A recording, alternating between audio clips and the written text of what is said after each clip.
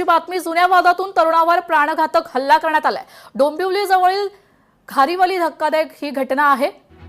भांडण सोडवण्यास गेलेल्या वडिलांवर ही हल्ला करण्यात आलाय। या हल्ल्यात वडिलांचा मृत्यू झालाय तर 4 ते 5 जण अटकेत आहेत। मानपडा पोलीस ठाण्यात या आरोपींबाबत गुन्हा दाखल करण्यात आलाय।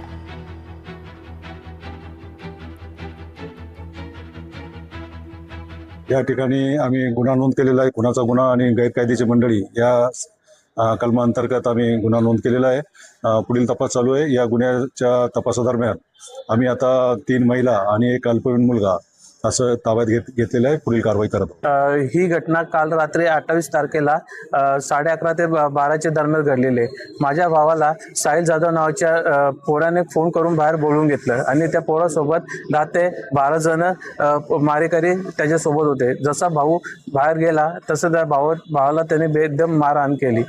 कसं तरी भाऊ माझा जीव वाचून घरी आल्यानंतर त्यांनी घडलेला प्रकार सांगितल्यानंतर काय घडलं आणि काय नाही नेमकं बघण्यासाठी मी, माझे वडील, माझे बाजूला राहतात ते काका काकी आणि भाऊ असे आम्ही बाहेर निघालो। समोर बघितलं तर ते मारेकरांच्या हातामध्ये लोखंडी रोड होते आणि मोठे मोठे दांडके होते।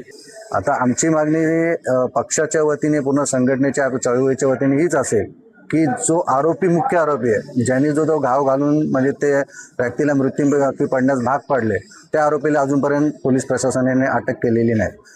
तर आम्ही पोलीस प्रशासनाला एक 12 तासाचा अल्टिमेटम देत आहोत। त्या 12 तासामध्ये जर त्या मुख्य आरोपीला अटक झाली नाही तर आम्ही पोलीस प्रशासनाच्या ACP कार्यालयासमोर आम्ही ठिय्या मांडून बसणार आहोत आणि एक आंदोलक भूमिका पोलीस प्रशासनाच्या विरोधात घेणार आहोत।